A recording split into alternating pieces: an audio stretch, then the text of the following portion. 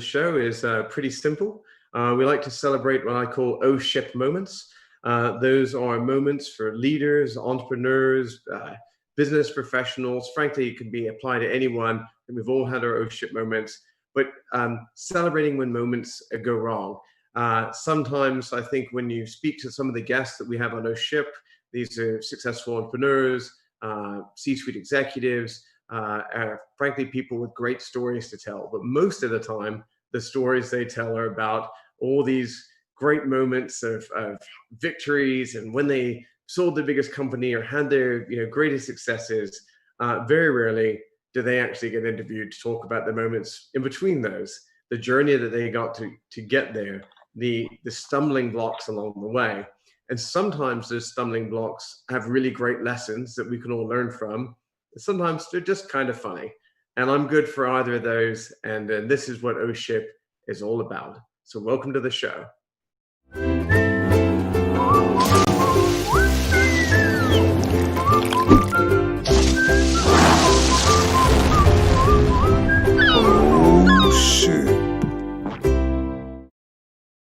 So this week on "oh ship," we've got Chelsie Lee, the CEO of Shipsi. Welcome, Chelsie. Hi, Freddie. Thanks for having me. I wish I could see you in real life. Yeah, me too. So I'm doing my best to look semi-professional, even though I am in fact wearing shorts and no shoes right now. But video conferencing life, that's what it's all about. If I can just manage to make it through the show without my dog barking or my wife coming in, it's going to be a great episode. It's a win, and athleisure is on the rise. Way to stick with the trends. Yeah, and you look someplace pretty cool. Where are you today? I'm in Florida right now. Pretty close. Welcome. I know. I wish we were a little bit more closer. I would like to be a true vagabond and do something international, but apparently going on an airplane frequently right now. Yeah, that's a big no-no now. And then they won't let us into Europe either. But Florida, it's, as another Florida resident myself, really number one in the country right now for coronavirus, I heard. So go. Florida always breaking records in the news. Yeah. So stay safe out there. Yeah. So one of the things I love about Chelsie, beyond being a great entrepreneur and always fun to chat with, is she is the CEO of a really fun and exciting company called Shipsi. And full disclosure, I'm an early stage investor in Shipsi. I've been watching them through their journey as I've been getting to know both her and the company. I'm actually gotten pretty good at explaining what the company does, but I'd love to, we've got the founder and the co-founder and CEO. We'd love to hear you explain Shipsi for the viewers today. Yeah, awesome. Well, I don't know if you got the memo, but delivery is on the rise. And e-com is sped up by about 20 years, which means we're in a really good position to completely dominate the market. So we work with any retailer to provide them on-demand, scheduled, or same-day delivery natively on their website, at checkout, online, or in their store point of sale, or more recently, as a result of what I'm referring to as COVID creativity, through a web link without any integration required. And then we partner with folks like DoorDash and Postmates and courier messenger services, and have a delivery network of over 1.2 million drivers in 850 cities. So we make it a safe playing field for retail and delivery networks. And I also feel like, look, at an age where 2-day delivery became the new norm. Now you guys are starting to put things in place where it could become 2-hour deliveries the new norm, which I think is pretty exciting and pretty disruptive. So exciting journey. I know you've been on to be there. It's also our average time, by the way, I want to make sure this is clear. Average delivery time last month and lifetime is less than an hour. That's insane. So You're welcome. You're welcome. I actually didn't know that. So that's incredible. I will add that to my list of bragging rights when I talk about you guys. So very, very, very cool. One of the things I think is fun about your story, and one of the reasons I wanted to have you on "oh ship" was that you're a first time CEO. And so I think sometimes when we have folks on here, they've been doing this a long time. They may be onto their second, third, fourth company, or they've worked in a lot of big corporate events. Some people even have haircuts like mine, so they've had their fair share of entrepreneurial pain. But I think I'd love to start off by asking, like, how did you get to this point of starting your first company? What was a little bit about your journey? And frankly, I'd love to hear any kind of situations where maybe it's gone right or wrong the way. I mean, maybe even start with your first job. Who knows? Yeah. Wow, that is a loaded question. Well, instead of probably doing the generic corporate background. Yeah, and I wouldn't let you do it, so don't worry. Yeah, of my accomplishments. I'm going to tell you a story that I don't think that you have heard. Two stories that really play into what we're doing now. So one is my first job that wasn't the first real job, right? Yeah, I understand. Which was aggregating and cleaning and integrating things. So I think that there's a lot of correlation there with the business today. But I like to organize, and I was an only child, so I just hung out at everyone's houses when I was a kid. So I would go to all of the neighbor kids' houses and organize their closet and clean everything out, and then I would host a garage sale. And I, one, got the first pick, two, got to negotiate all the deals and would throw in things for other kids. So I was the middleman.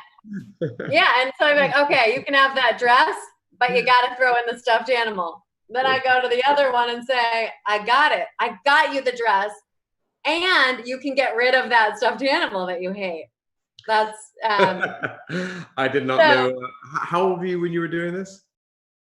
Probably about 6 to 12 was really my prime garage selling. Serious wheeler dealer action there. I'm impressed. Yeah. And the second was at a marina. So I grew up in Minnesota, as you know, and I wanted to work at a marina on the dock because some of my guy friends at the time, when I was 14, would make $500 on a weekend pumping gas on a big lake.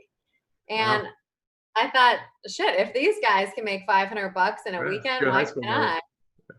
Yeah. So I walk up, and it's an old man. It's an old marina in Minnesota. And I said, hi, I'm Chelsie Lee. Or at the time, Chelsea Lambrecht. I would like to work on the dock. And the epitome of an old curmudgeon is the guy that owns this marina, right? And he said, go put on a skirt and fill out an application, and you can work in the shop. Yeah, and I said, "When you over, Gary, I don't want to work in the shop. I want to work on the dock." And he said, "Well, you girls will chip your nail polish. I will never forget it." And I'm not wearing nail polish now, but I wasn't wearing nail polish at the time either. I took 2 steps to walk away and turn back around and said, "Jerry, I will be here at 6 a.m. on Saturday, and I guarantee that I will make more money than any of those boys will. If I don't, you will never see me again. If I do, I have a job the rest of the summer." Kicked all of their asses and taught them how to park boats. But I also did clean up vomit on rental boats. And there's a price to be paid for that. That's funny. Yeah. It was not nice. So that was my 2 first jobs, I would say. Yeah, do you find it as a female CEO and through your careers, have you run into other situations where you think people have tried to underestimate you for stupid gender reasons? More than once. Yeah. I'm actually writing a book on my first fundraise. About all of the things that go left unsaid that no one really has the guts to say, and it started as a learning lesson or a running list of things I wanted to remember the next time that I raise. Traps that I fell into that I wanted to make sure that I didn't do again. I think that it's always a tough journey, but now it's really, really fun to shove some of this really good stuff that we're doing into investors' face. So we're raising right now, and there are 4 investors that want to put very significant checks in, at least half of what we're raising right now. And 4 of them had turned me down previously. So, I was kind to them, but I said, well, what do you mean? What's changed? What's going to change your mind this time? And I already wasted a bunch of time with you in the past. Why is it worth it for me this time around, right? And there's 4 of them in particular that gave me 4 specific reasons. They each actually did 4 reasons, and they were all the same at the time, right? It's an impossible supply chain problem. You're not going to provide value to delivery networks. You can't do it. And now they're interested. And when I give them the rundown or the update, and they say, oh, damn. So all of the things that I told you that you couldn't do, you already solved for, and you have beyond, killer metrics behind it and proof points. So that is fun. I just think it's a delicate manner, the way that you do it. There's nothing quite as satisfying, I think, as I don't want to say, it's not about proving people wrong or anything like that. I think being able to deliver on something when someone told you it's not possible, that you couldn't do it. And I sometimes talk about this concept like I call James Bond cool. And what I mean by James Bond cool is like this idea that when James Bond was going to come get you as as an assassin kind of secret agent, he never bragged about it. He didn't talk a lot of nonsense. He just got you. Maybe he dropped a great one-liner at the end, but he would just kind of get you, and not a lot of hype, not a lot of BS along the way. Yeah. And I think there's something really satisfying about when they have to come back. You did it. You were James Bond cool. You delivered. You got what you wanted to do. And maybe you can give them at least one good one-liner as they write you, hopefully, a check, invest in the company. Exactly. So. But I also think you bring up a great point in that it's not always the best decision to just boast and brag about every single thing. So, for a while, I sent typical investor updates, and then I realized it was a big waste of time. I didn't get any value out of it, so I stopped doing it. And I still send existing investors updates, or speak to anyone at any time. But when I stopped sending mass comm investor updates to the others that had turned me down, they got more hungry. And I think that is a lesson in general, especially from a first-time founder, because everyone encourages you to send regular updates. Just drip feed them on all the good progress that you're making. Maybe they'll be interested someday. And from my perspective, I think about, well, why haven't you wrote a check yet? And if you didn't believe in me then, I'm not really interested in wasting my time even typing in your email address to give you an update when I'm not getting any value out of it. And I actually find that it makes them more hungry, because then what happens is they're hearing from my investors that I'm up 20 to 200% week over week. And then they try and get in, and I got an interesting question for you, and actually it's based on a chat. I was chatting earlier today with another great entrepreneur I admire called Will Reinrob, and he and I were chatting about startup life, and I've had some things in my past where had successful outcomes with businesses, but I've also had failure as well. And that my company Guide was one of those examples of failure. And I think it impacted the way that I've been running Chameleon Collective, because I feel like with Guide, I put my own money in it. We had investors in it. And I was very excited about it, and I hyped it very, very, very hard.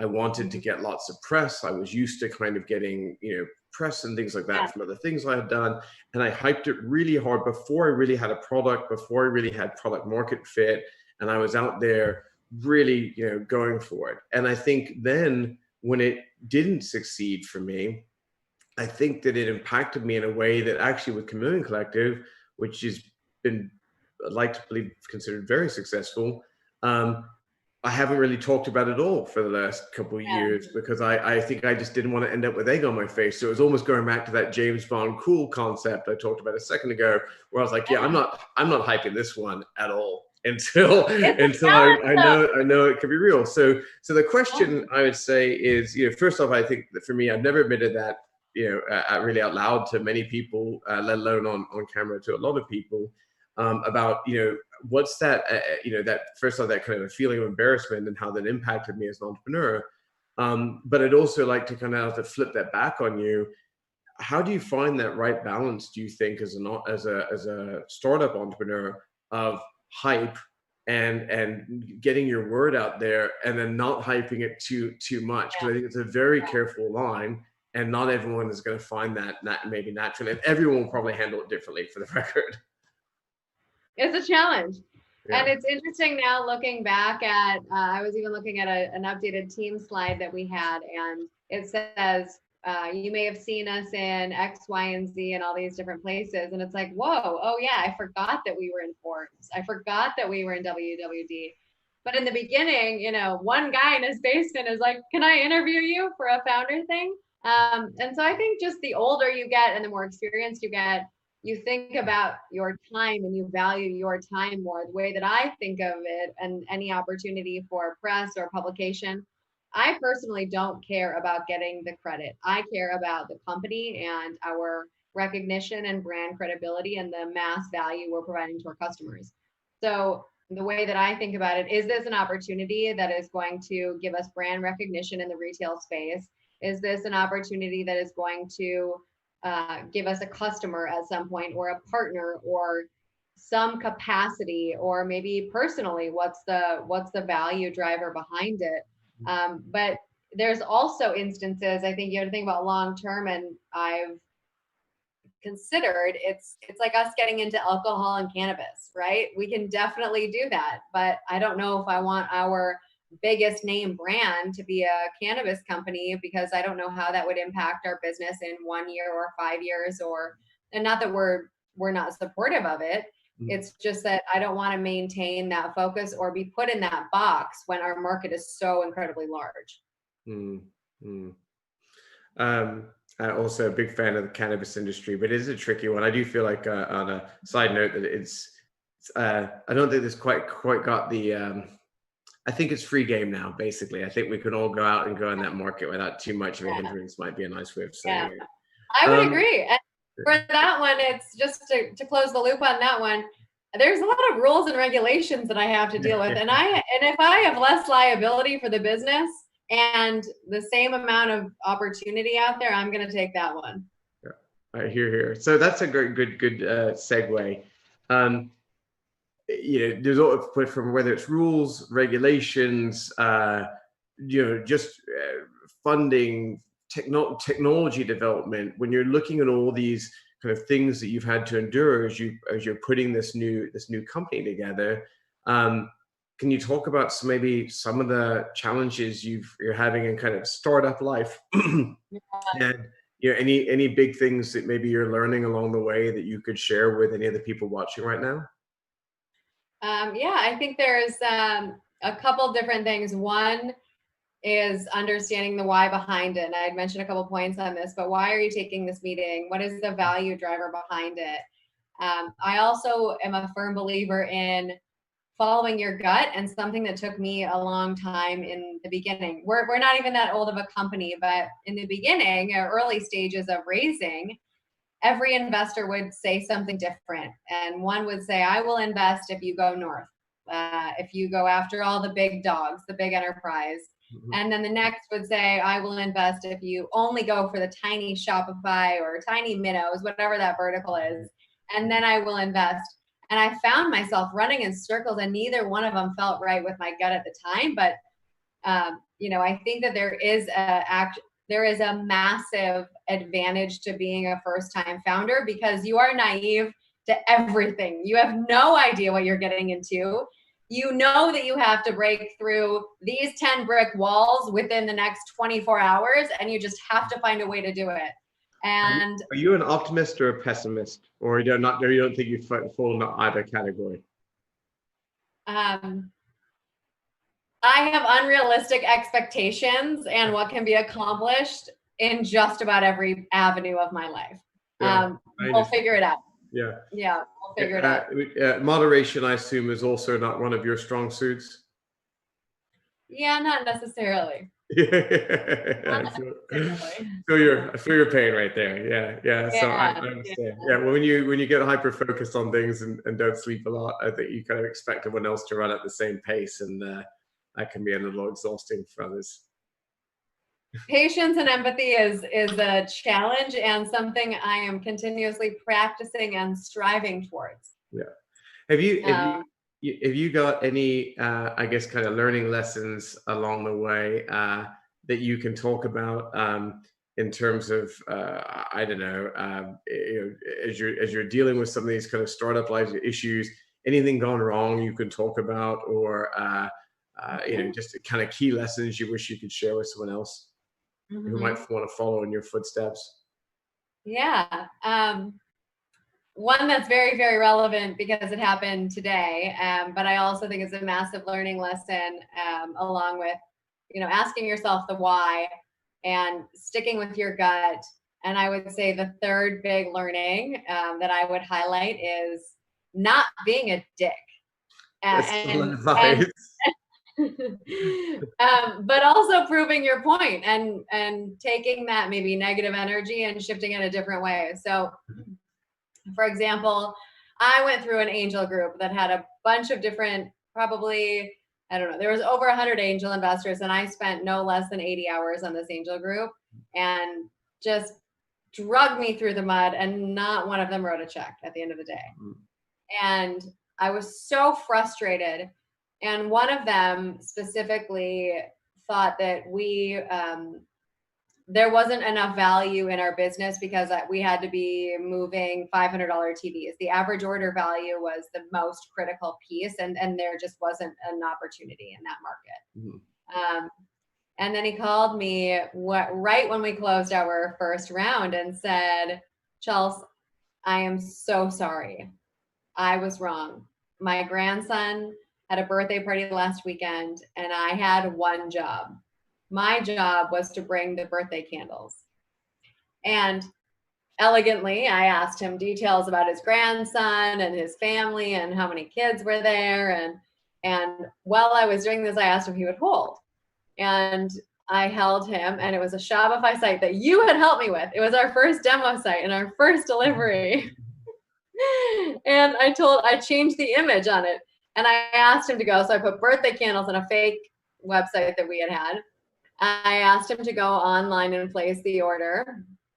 Oh, and he didn't think we could do it in time either. So it had to be have a high average order value and on time. So I asked him to go to that site, place the order for birthday candles on me. I ran up to my kitchen, grabbed old, half-melted, nasty birthday candles that I found in my drawer. I tied a fancy ribbon around them, gave them to a driver that showed up at my house, and he got them 18 minutes later. That's awesome. Please tell me he was good. No, he didn't. Well, even better. We didn't have room. We had already closed the round. But that gentleman is friends with another gentleman who happens to work at a firm right now that I'm about to cross the finish line. And because I did it in an elegant manner, like he said that I couldn't do it, right? And it just felt right at the time. And so I proved to him that we could do it. I did it in a graceful way. And three, I mean, the round was full. And now he told his friend that I'm now 2 years later with. So if I would have just told him to screw off. That was the well-spent dirty candles you sent this guy, and probably made his kid happy. I really am astounded by the number of people that just don't get the golden rule. Treat others as you want to treat yourself. Yeah.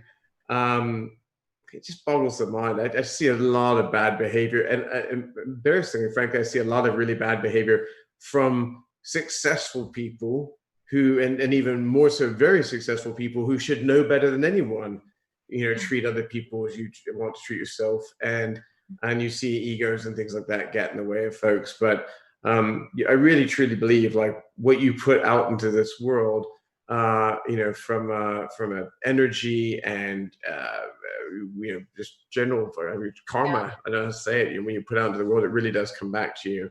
And both negative and positive, so. Absolutely. Yeah. Absolutely. So don't be a dick is what we're saying. Oh, Ship Show, big lesson of the day. Don't be a dick. Don't be a dick.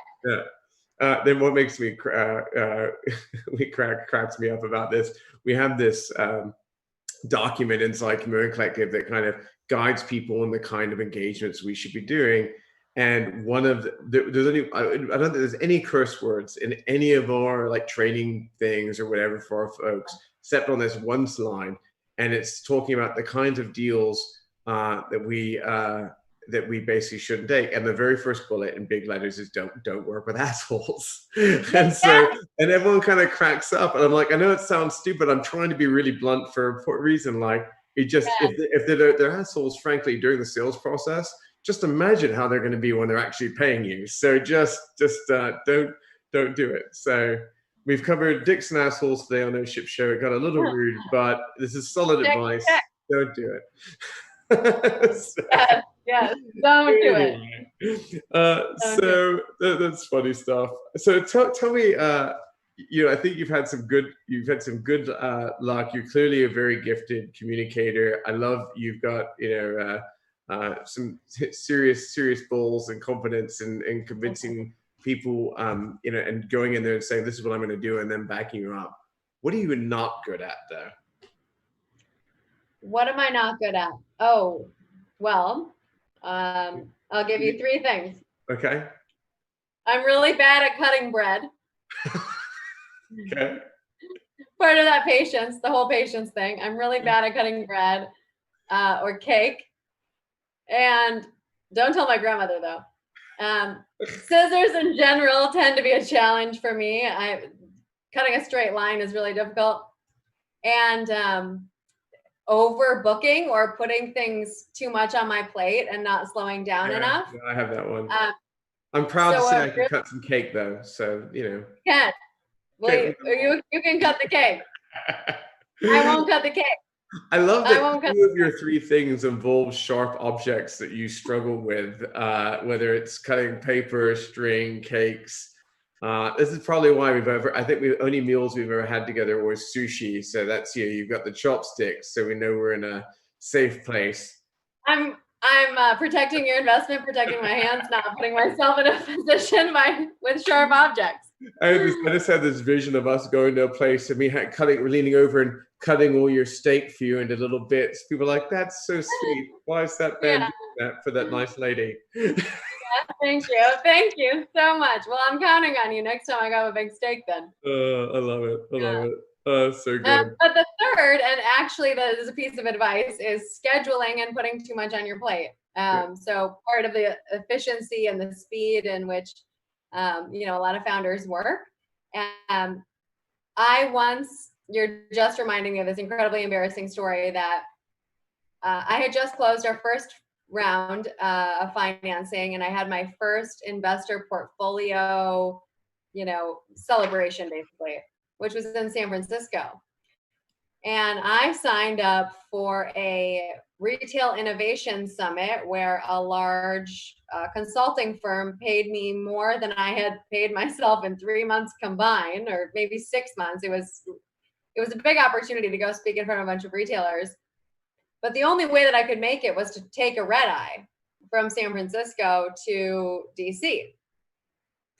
So I went to this founder event. I took the red eye to DC, and it was only a couple of hours, right? I was speaking at 9 a.m. and I thought I'll be fine. I actually need sleep, even though I don't get that much of it. So I took the red eye and I figured, oh, great, the airport has a gym. Well, instead of checking into a hotel for an hour to take a shower, I'm just going to use the gym at the airport. I get a gym pass. I take a shower, have my day bag, and I just put it in one of the lockers. And I walk out of the airport, just thinking I could sneak by and leave my bag. Well, that's actually illegal. You can't leave luggage on purpose in an airport. And so I got a call right as I was about to go on stage that I had to go to security or go to the lost and found to claim my items. And I actually called my co-founder. It's like one of those co-founder moments where you're like, hey, I'm about to go on stage, but I think I might get arrested when I go back into the airport because I left my gym bag in a locker. What do I do? So I go to the airport to catch the flight 3 hours later to go home to LA. And I get to the airport, go to Lost and Found, they don't have my bag. I go to the next Lost and Found, and they say, go to TSA or the special security Lost and Found. I went to 3 different Lost and Founds, and finally I just came clean to the security woman, and I just said, look, I'm so sorry. I left my bag in the gym locker, locked, and I went to a meeting and I came back. Can you just tell me where my stuff is? And I'd had some important family items in that bag, so it was really important, and I was worried. And she said, we don't have a gym. And I said, what do you mean you don't have a gym? And I just was exhausted. And I had this moment, I looked up and I was like, oh, I don't think I was at this airport this morning. And I hadn't even realized. So then I had to take a cab from one airport to the other in DC. And I didn't have an EA at the time, right? It was just like, I was like solo everything, like sales engineering, sales, delivery partner, like any business development, technology partners, investors, accounting, finance, operations, like every single area of the business I was running at the time. And it's just sometimes you need to take a moment and breathe. That's crazy. That's funny as hell, though. I've gone to the wrong airport before, and I did it in India, and I had to take a tuk-tuk between the two airports. It was bonkers, and going, and we like went through all the not so great parts of the city as we were just kind of flying through. I think I tipped the guy more than he probably made in a week, just to like, I was like, you must get me to this flight, and we made it. It was crazy. So hey, we're not the only one. Yeah, well, not the only one. Yours is funny as hell, though. At least I knew that I at the airport. I think I realized it long before I walked around and talked to 3 TSA people. We've actually got quite a few people watching online right now, and I've been keeping an eye on our stream. So thank you to all the folks who are tuned in right now. I've got a question from Bob Morris, and so Bob says we're in the middle of our first round of business plan development with PE, private equity. For those of you who don't know. I said, Freddie, this is our second go-arounder after having co-founded Trade and the company acquired by ICF Next. And I think that this is a question, I think, to you specifically. It goes, what's the most important data points required by investors? What have you learned in the race for Shipsi? Most important data points required by investors. It's all bullshit. Is the most important data point. It's all bullshit. No, there are a couple that they look at, but it's a lot harder when you're pre-product, pre-revenue, and a girl from Minnesota that doesn't know anything about investing. The most important metric I think that a lot are looking at right now, I think there's actually a big shift in VC thinking more like PE, which I align with a lot more firmly. I don't know if it's my Midwest values or if it's because I don't want to dilute myself, and I really would like to make it a profitable, a really extremely successful and profitable business. But before COVID, and even a year before that, I think that there was a switch, or I clearly saw a shift in companies having these massive valuations, and they're still out there, but having these massive fake smoky mirror valuations that investors don't really care about. I mean, for a while it was just like, what's your valuation? What's your valuation? Okay, have you made $1? Or like, what is the actual value that you're providing? And I think that investors are catching on, and there's a shift towards a more profitable model or more focused on PE. I would say that a 20% growth target month over month in terms of transactions or users or customers, whatever that looks and feels like, is really a good baseline. We had the luxury in the first quarter and Q4 where if we were growing 25% on one given week, we're having a really terrible week. We had 200% growth, but I would say 20% is a pretty realistic target. And in terms of revenue, they keep shifting, which is one of the reasons why I said this is all bullshit, because first it's seed and here's your criteria. Oh, now we're going to do a pre-seed and here's your criteria. Oh, and then all of the metrics that they care about just keep getting higher and higher and higher. So when I raised our seed a couple of years ago, it was, you have to be doing $100,000 to raise your Series A. And then you have that big golden ticket. That is our North Star. We have to get to $100,000. But now it's shifted, and a normal Series A is anywhere from I've seen 350 in revenue as more of the norm that people are looking for. So it is always a moving target. There are always exceptions to the rules. And I believe that there are two different ways that investors actually make decisions, or the reason or justification that they're not investing. If they are if I shouldn't say that on camera, I think that there's two ideas that they spin around. One is that they have a big, a dartboard, picture a dartboard, and each number has a different reason: traction, team, product, market opportunity, whatever you want to call it. And they just throw a dart. Like, they're never telling you the right answer. The other idea that I have is it's like rubber ducks in a pool, and they're each numbered. 1 is traction, 2 is team, and they just take turns. And I don't know how they're operating now without offices, but it's just they pick a duck and they say, oh, market, oh, enterprise. Like, you know, oh, what B2B SaaS company doesn't want enterprise customers? I don't know. Like, it's just, it's all fake. They never tell you the right answer. So I'm going to add my 2 cents to this for what it's worth. And Bob, I hope you're still out there listening and watching. But you know, I say this with a huge smile on my face to tease Chelsie a little bit. The thing I hated the most about you know, Guide and you know, that process, there's a lot of things I love, but the fundraising process is truly horrible. It's like going to us as an entrepreneur. It's really like going to us for bank loans and things on a daily basis, and it's not particularly fun. Go sell your way out of it. Yeah, and so it's you know, it's a really painful process if you don't enjoy that kind of thing. And I can tell you that when I was in the thick of it, I probably would have answered a similar way to Chelsie, because it feels that way, I think, in the time, and it's very frustrating. And I, you know, I can't remember what the odds are, but they kind of said, look, you know, you got to talk to 100 people or 150 people, you know, to kind of raise around it. And that's even when you got a good product. And you know, a lot of people really struggle with having no told to them that many times. And fair enough, by the way, it can be very humbling and really mess with your head a lot, which is why I always have a lot of love for entrepreneurs.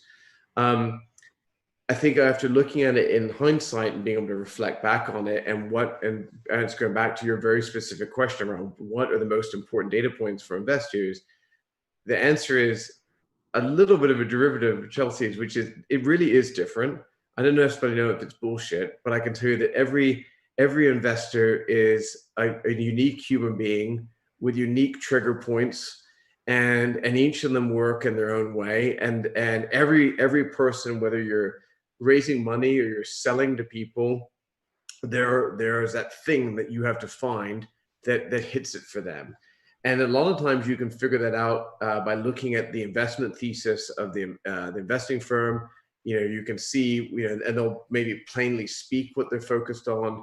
But I would say that some of the things that were at least top of mind for me is, you know, if you're early stage, looking and you maybe revenue is not the big driver, can you look at engagement? Like, are people using it? Or are they coming back and using it? So that way you can kind of go, hey, this product or service, like, it works. We think they found product market fit. People like using this thing. And that will probably be really indicative. You know, if you look at things like, frankly, the cost structure, you know, and now most businesses with time, efficiency goes up, cost goes down. So then you're going to start trying to go and say, hey, is there even a workable model here? Like, sometimes, I think particularly now, maybe the days of like, hey, we're just going to pump tons of money in this and just acquire tons and tons of users, I don't think that's so cool anymore, you know. And I think people are looking for kind of, and I'm air quoting here, kind of real businesses. But you know, I think they're looking for things that they look like you can drive profitably and it makes sense. So there's a good model there. And then frankly, the good old fashioned one, you know, cash is king. If you can see hit the revenue numbers like, you know, Shipsi is, and you're seeing the kind of growth, and you're seeing the new customers, and you're signing contracts, you have a really healthy pipeline, and the revenue is consistent growth, you're going to find money really, really fast. But if you're not at that point, then, you know, some of these other data points are going to be really important. And Freddie, I love what you said about investors in finding out what makes them tick. A couple things that I wish that I would have asked early on in fundraising, and something that I asked right away to find out what makes them tick, or a couple, you know, tools to use them tick, are: one, you know, tell me about a recent investment that you made, or your favorite investment and why. From there, you understand, okay, they actually care about the team. They actually care about just the CEO or the product or the market opportunity. And then you can steer the conversation the rest of the way through there. I also think asking them when their last investment was is a really important one, because a lot, I think, go out to lunch to try and find deals, and it's like we don't have the luxury of all of that time as a founder. Every second that I spend with an investor is a second that I'm taking away from the business, which is making us in a worse position moving forward if you're wasting my time. So I think asking when the most recent investment and the youngest investment, especially if you're early, maybe that doesn't apply to later stage, but when you're early on, asking what's the youngest investment that you've made? And if you're talking to an associate, they probably have no idea. But I would ask them before you take the next meeting to send you an example of it, and do your diligence and speak to their portfolio companies as well. But Freddie, I love what you said about finding out what makes them tick, and they're humans, right? Everyone is going to have a different flavor that they like, or a different thing that they latch onto. They're human, just more complex humans, the investors, I find on some level. So I'm just being conscious of time. And this has been super fun, by the way. I had a great time. Like you said, I wish we were in person. I think that would have been wonderful. Yeah. We'll have to say that for the next one. But for those of you who follow Ship, or you tune in every week, you know that we had Ben Way on over the last couple of weeks. Ben, who was actually the original guy that I started the Ship show with. And Ben is actually how I met Chelsie. So I would love to say, can you remind everyone what remember what our first memory was? Our first memory. It was over a video conference in a closet that I turned into an office. And my first impression was, whoa, this guy actually gets my business. And I've been telling him for 20 seconds. It was so refreshing because the way that you understand things. But I would say probably more important than that was, oh, Ship, you're going to kick my ass. Like, you are just going to rip me apart in every way, shape, and form in the best way possible, and tell me all of the hard things that no one else has the guts to say, and all of the things that are going to make me successful as a founder, as running a company, as an individual. I appreciate it. I'm a pretty eccentric guy, and I'm always worried that my first interactions with people, tend to be fairly polarizing. So I'm glad you didn't think I was a nut job. So that's great. I was thrilled. Well, and I have to reverse it, because you somehow, what sparked your interest initially, and even now, being on the show. I really I dislike a no bullshit approach to life, and you illustrated that very nicely on the show today. There's just no filter for what you think is right and wrong, and it was really cool about that. You shared a lot of things I didn't know about you today. I particularly clicked that story about the marina, and you kind of telling that guy, yeah, I'll see you tomorrow, and I'm gonna flip your whole business on your head. And that's you now, and I think that's just such a cool personal quality, and this is the kind of people, I value our friendship, and I value being part of Shipsi, but from an Ship standpoint, you're the kind of people that I think people need to learn and see and be inspired by. So I really appreciate you coming on. I hope you had fun. And I look forward to seeing you hopefully in person soon when this crazy COVID madness ends. Yeah, let's do it. Thanks so much. Great to see you. Awesome. Bye, Chelsie. See you later.